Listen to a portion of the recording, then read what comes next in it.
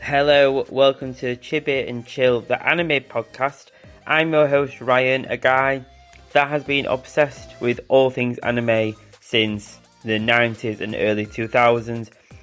Hello again, thanks for joining me, thanks for checking out this podcast. If it's your first episode, hello, welcome. I do episodes all around anime. Last week it was all about Pokemon and the video games and the anime that have made the franchise the largest in the world and a global phenomenon. It was great to dive into the world of Pokemon and specifically its anime and see how the different areas of the Pokemon brand link together and help build these regions and worlds that we love so much. In this episode, it's all about the aesthetic powerhouse that is Studio Ghibli. In this episode, we'll take a look at the studio and how it found its start and how it rose movie after movie to become one of the most iconic exports in Japan. Throughout the episode, I'll also give some watch list recommendations from the Studio Ghibli set series of films that if you're into anime and want to explore what Ghibli have to offer, then you really shouldn't miss out on that list. There's something for everyone in the Ghibli film set. They're all kind of wild, they're all kind of magical, and they're the Disney of the East, I always say. They're so aesthetic. This episode is quite jam-packed, it's quite full, there's quite a lot of facts, quite a lot of story coming from Ghibli. So let's dive straight in and let's take a look at how this studio became a household name. Studio Ghibli was founded way back in 1985 by Hayao Miyazaki and Isao Takahata. I'm so sorry if I did butcher those names, I am trying my best. So Miyazaki and Takahata worked together on animated films, and one of the most famous ones they released before the founding of Studio Ghibli was Nausicaa of the Valley of the Wind in 1984. I'm not entirely sure I said that right. I'm always super unsure of how to say that title of that film. Give it a Google. It's hard to say. So in fact, this film is often accredited with the studio due to its artistic direction and the aesthetic that the film has. And the publisher at the time, Takuma Shoten, played a crucial role later on in the founding of the Studio Ghibli and helped release another film called Castle in the Sky a little bit earlier on in the studio's founding. So it's one of the very first films they released, and we'll touch on that in a little bit. But the first thing I think we need to kind of address is the name. So what is a Ghibli? So a Ghibli is a hot wind that blows through the Sahara Desert, and this name was also given to a range of Italian reconnaissance planes during World War II. And this may seem really random, like why am I telling you this? This has nothing to do with the studio, but it does. And one half of the founding members of Studio Ghibli is infatuated with aircrafts, so they decided to name the studio after this word. It's interesting, it's different, and knowing this fact, it kind of helps to bring to light why so many of the films have a very certain aesthetic and some kind of machinery involved. It's all due to this infatuation. The team has also since said that the name was meant to imply their desire to stir up a whirlwind in the domestic animation industry, quote unquote. So the founding pair, Takahata and Miyazaki, now world famous household names, especially within the anime community, originally worked together at Toei Doga, which is now modernly known as Toei Animation, one of the industry's leading anime studios that produced the likes of One Piece and Sailor Moon, amongst so many other hit shows. We talked a little bit about Toga and Toei Animation and how that studio became so popular and the types of works they were creating back in the history of anime series. So if you haven't listened to those and want to learn a little bit more about the founding of other studios such as Studio Ghibli, I would recommend you do scroll through the episodes and check those out. They are super interesting. There's a lot of facts and a lot of different tidbits of information about the anime industry that you might not be aware of during its history. So during their time at the studio, their focus was shifted to TV after a few movie runs, and it's because of the new popularity and public uptake of the TV that works such as Heidi, A Girl of the Alps in 1974, Marco from the Apennines to the Andes in 1976, and Conan, the Boy of the Future in 1978. And creating these pieces of work for TV created a sense that the team couldn't quite create the work they desired to because of budgets and the scheduling limitations when working with the TV format. They really wanted to create more experimental and artistic pieces of work that allowed them to fully dive into these very visually appealing and deep worlds. And because of the anime industry at the time, for studios, films were a risky business. In fact, I talked a bit about this in one of the History of Anime episodes, and if a film did well, they would make another one, but if the film didn't do well, then it was back to TV and that format wouldn't be tried again for a long time. It wasn't a time where more creative and adventurous films, experimental films, could be explored. The budgets weren't there and the time and resource wasn't there either. They needed to focus on work that was highly commercial and brought in these viewers and profits. So the idea of going off and creating a studio that would solely focus on creating cinematic anime films was wild at the time and was quite a gamble and a risk from a business and commercial sense. To mitigate the risk and the cost for each film, the studio hired staff per film and disbanded them once the film was completed, so they had little to no overhead apart from when films were in production. And officially, the first film to be produced by Studio Ghibli was Castle in the Sky in 1986, so just a year after their founding, so it only took them a year to make their first feature film. It is super clear in this film where the kind of airborne aesthetic really comes into play that we mentioned earlier with the love of aircraft. And the Castle in the Sky is about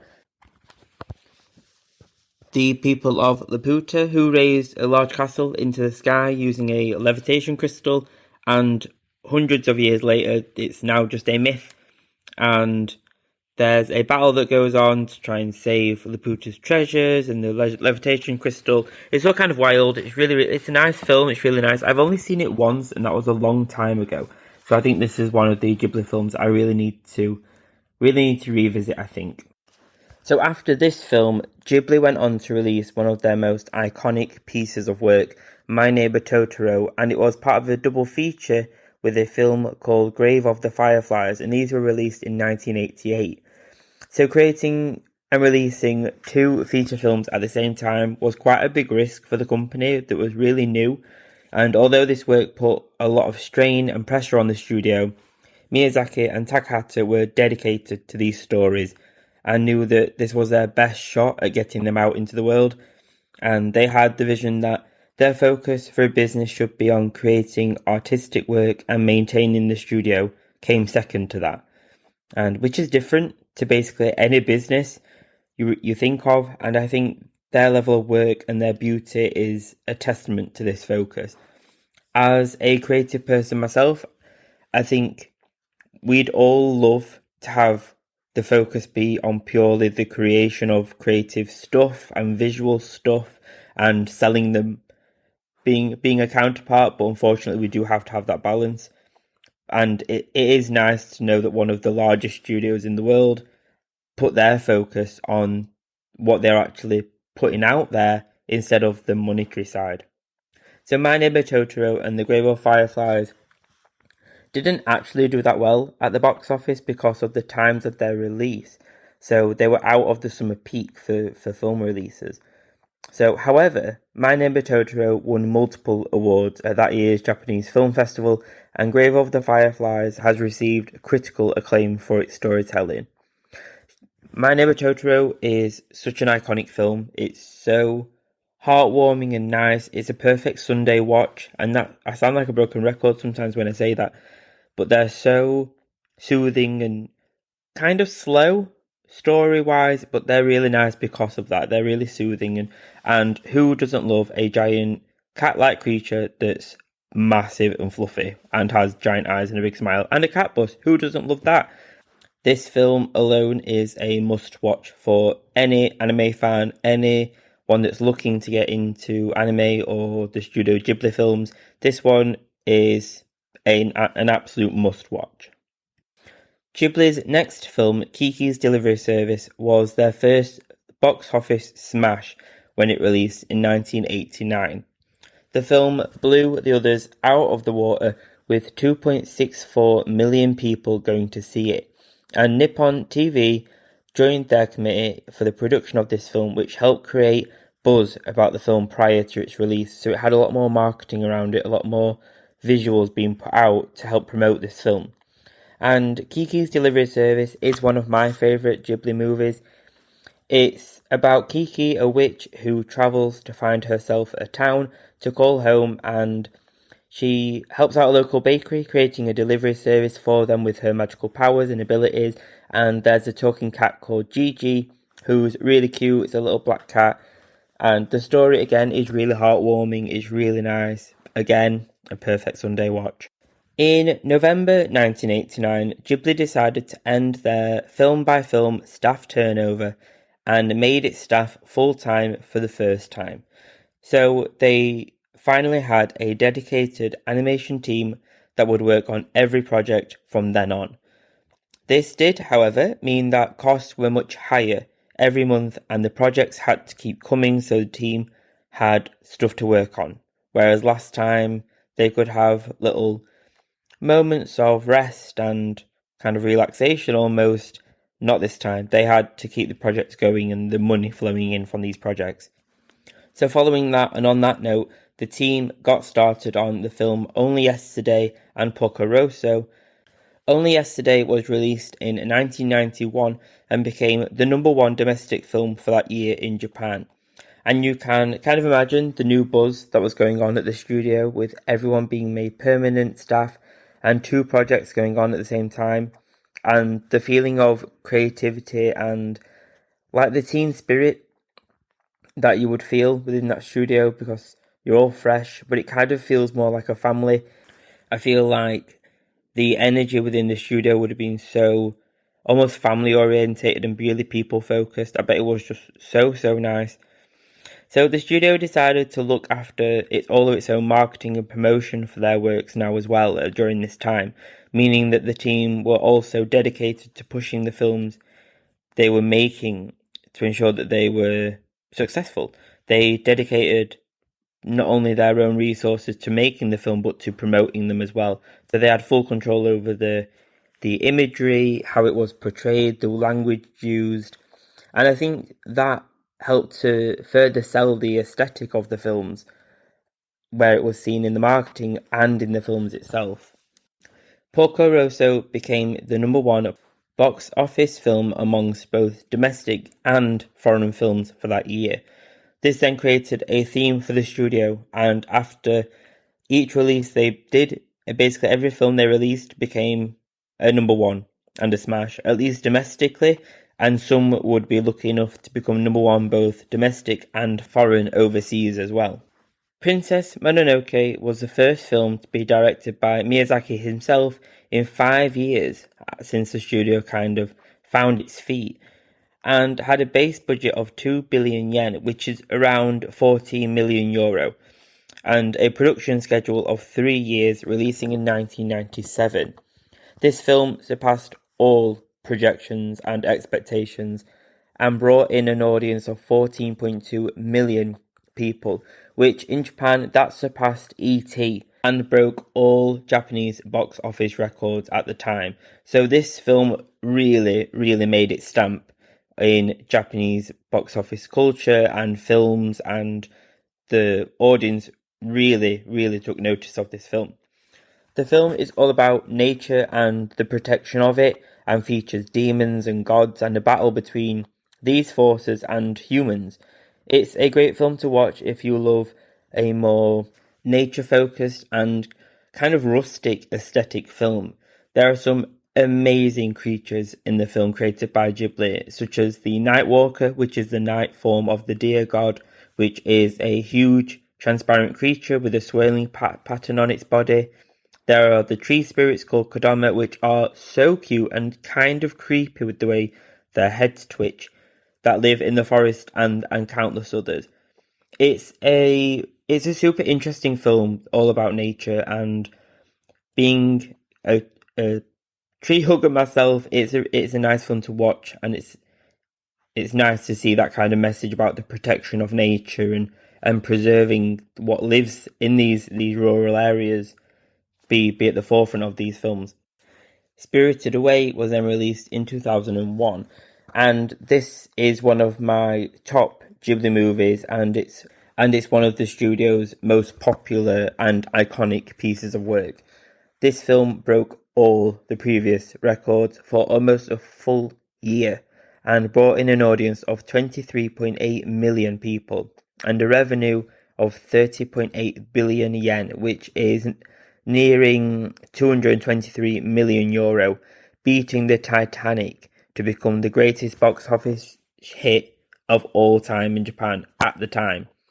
So even the Titanic didn't hold a candle to this film, which is just amazing. And I think it's insane to think that an anime movie beat such a juggernaut of a movie such as the Titanic. This film also became the first animated film to ever win a Golden Bear at the 52nd Berlin International Film Festival, and the following year it won the Oscar for Best Animated Feature at the 75th Academy Awards. So this film helped to establish themselves internationally as a force for creative animation and helped to really showcase Japanese talent and the anime genre to the world, and to people who wouldn't normally have paid any attention to the medium either. You know, these films told stories that people sat up and listened to, and they watched, and they became part of. If you haven't seen Spirited Away, you need to pause this podcast right now and come back to it later on, because it's so good. Spirited Away is, in a nutshell, about a girl, Chihiro, and her family who accidentally stumble into the spirit realm, and events happen that mean that Chihiro works at the bathhouse in the realm and meets a variety of wild characters and creatures, and tries to free herself and her family and escape back to the human realm. Oh my god, it's such a good film. If you haven't watched it, this is my number one recommendation. This is the number one recommendation for the podcast list. It's so good. It is so good. Howl's Moving Castle was released in November 2004, which is an amazing Ghibli film. If you're into magic and steampunk aesthetic adventures, this is my recommendation for you. It's really good. Many other films were released before 2004, but this is the one that stands out for me against the other films. I don't know if that says something about me personally. It's quite a magic-focused film, and the other one's quite spirity. But the Howl's Moving Castle is the one that stands out for me in the timeline of Ghibli movies. And as time goes on, Ghibli continues to release movies and features, and after the release of Ponyo, they release plans for their younger directors to take the helms with some creative director projects, and Miyazaki has plans for his own film within a 5-year plan. So some of these films included Arete, which released in 2010, From Up on Poppy Hill, which is a really famous one, in 2011, and Miyazaki then releases The Wind Rises in 2013, which was actually the first time since Nausicaa that Miyazaki directed an adaptation of his own manga. I think it's really nice to see this focus from the studio on its staff and its pipeline of who will be taking the helm of Ghibli and who will be telling these types of stories once the founding pair are gone or retire, for example. I think it's nice to see that they're cultivating and curating this young talent and young director talent to help bring these stories to life in a way that they can and the way they have for decades now. In 2018, one half of the Ghibli duo, Takahata, sadly passed away, and a memorial was held at the Ghibli Museum, which opened in October 2001. Their most recent film, Earwig and the Witch, is the studio's first fully 3D movie and aired in cinemas in 2021, which is quite a departure and a new direction for the studio. And I've yet to see this film, and I'm almost nervous to watch it, as I really don't want it to kind of not have the same aesthetic and emotional connection because it's not drawn in the same way. You know, it's all 3D and CGI styled. But I do need to watch it. I definitely do need to watch it. So here are some last Ghibli recommendations that I think aren't my favourite pieces of their work, but I think they're definitely worth a watch if you're interested in watching stories that are a little bit different or slightly more emotional tones or are just downright quirky. So the first film I would say is The Cat Returns, which is a great film if you're a cat lover. And this film is about a teenage girl who saves a cat from being hit by a truck and finds out that he is in fact the king of cats. So really playful, really different, a different kind of story from Ghibli there. The Tale of the Princess Kaguya is a traditional folk story all about a princess born from a bamboo shoot, and she grows up really quickly, like bamboo does, and begins her own adventure. That one visually is very pretty. It's very soft and very traditional style. When you look at traditional Japanese and Chinese paintings, that is what this film looks like. Tales from Earthsea is a great adaptation of a fantasy classic, and Whisper of the Heart is a love story that encourages children to look to the future and their future. All in all, I think there's something to love in each Ghibli film. Some of them I haven't watched, I'll be honest, and some of them are downright amazing films. Howl's Moving Castle, Spirited Away, Princess Mononoke. There are some standout films that I have to say, are a must-watch for any anime fan, whether you're new to Studio Ghibli or maybe you've wanted to watch them for a while and never really began. These are the ones to get started on and to really sink your teeth into.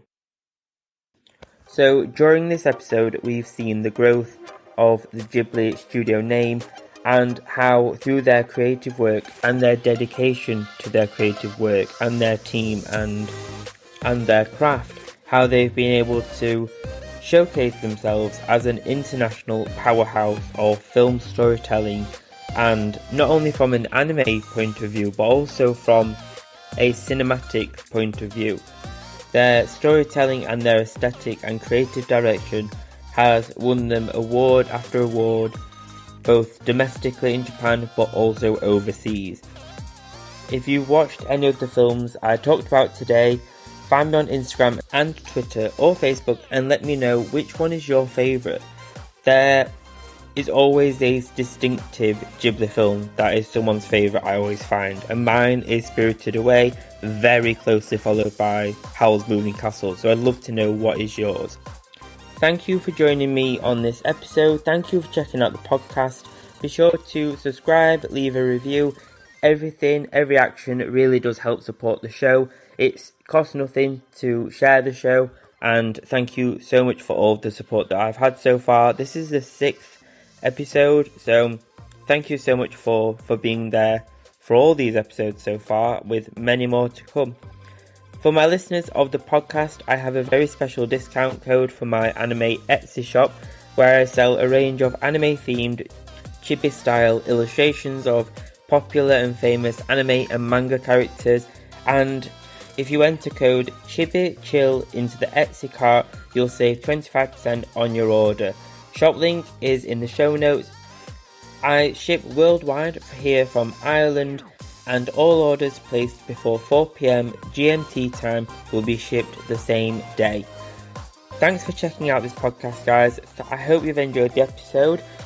I'll be back next Monday where this episode will release after I've been on a holiday to Dubai. I don't think I'll actually tan. I'll probably just go red on the first day and return to being quite pale. But hey ho, the experience will still be nice. Enjoy your week, guys. Have a fabulous day. Until next Monday, goodbye.